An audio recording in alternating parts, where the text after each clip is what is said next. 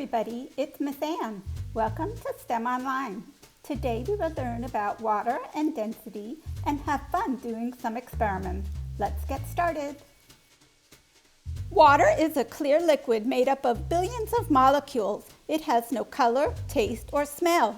We use it for drinking, washing, we swim in it. It is a liquid in lakes, rivers, streams, and oceans. It is a solid, ice, in polar regions. It is a gas, vapor, in the atmosphere. It is found underground and inside plants and animals.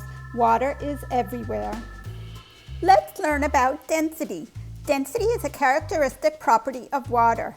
It is the amount of mass per unit of volume. In other words, how much space an object or a substance takes up in relation to the amount of matter in that object. Let me show you a diagram to better illustrate this. In picture number 1, you see a cube filled with many particles that are tightly packed together. There isn't much space in between the particles. They would sink very easily. This is an example of high density. In picture number 2, you see a cube filled with fewer particles that are not packed together. There is more space in between them. They would float all over at the bottom, middle, and top. This is an example of low density. Let's do a fun and simple experiment to demonstrate density. But before we get to our experiment, remember, sometimes experiments don't work the first time and you have to do them over. And that's okay. No matter what happens, you are learning and having fun. Let's demonstrate density using oil and water. You will need baby oil or cooking oil, some water, assorted colors of food coloring, a glass bowl, a pipette like you see in the picture, or a medicine dosage syringe that I will be using to squirt your drops of water, and some towels.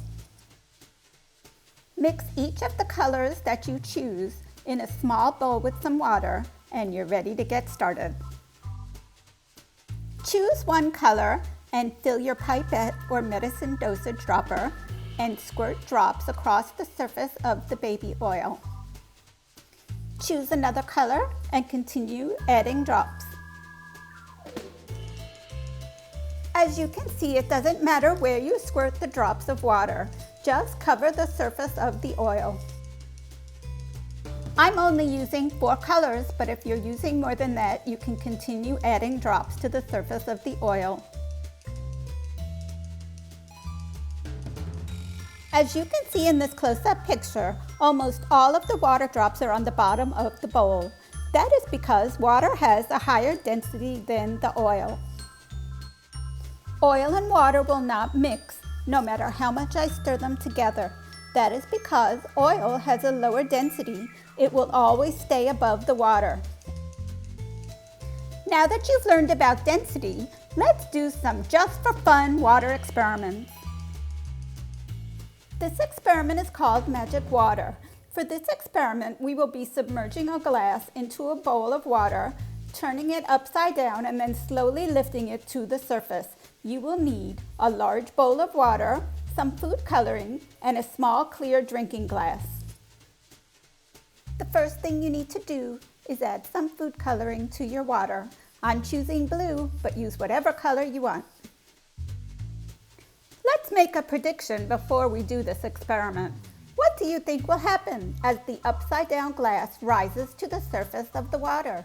Will the water stay in the glass or spill out? Let's do the experiment and find out. Take your glass and put it into the bowl sideways. Slowly turn the glass so that it is upside down and all the water is inside. Now lift it slowly to the surface of the water and watch what happens.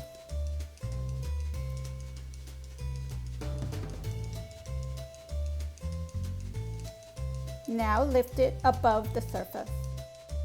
Did you see how all of the water remained in the glass until we broke the surface of the water? This is because air pressure was pushing down on the water's surface, and this forced the water up into the glass. But once the glass is lifted above the surface, all of the water quickly came out. Why did this happen? Because when the surface is broken, there is no longer the air pressure to keep the water suspended. Our next experiment is called water in a bag. As you can see from the picture, I will be poking pencils through a bag full of water.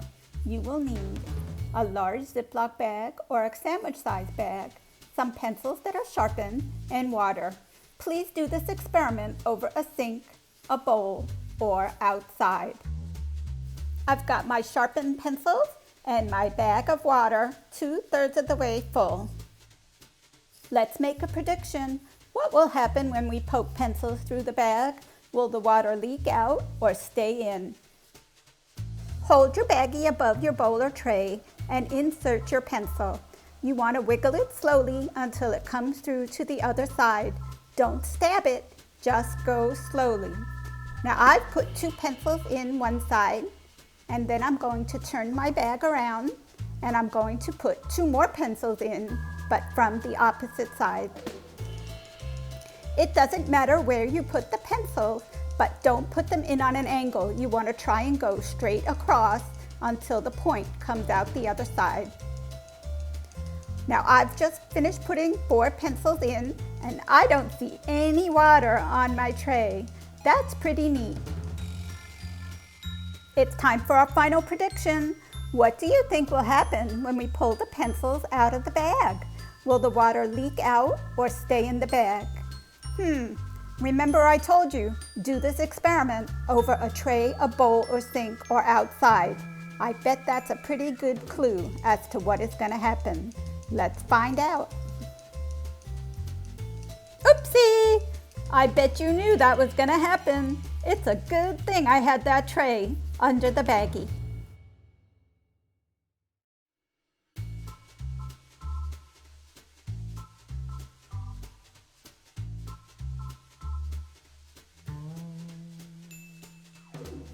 I hope you get to try these fun experiments at home. Thank you for watching STEM Online. Bye, everybody.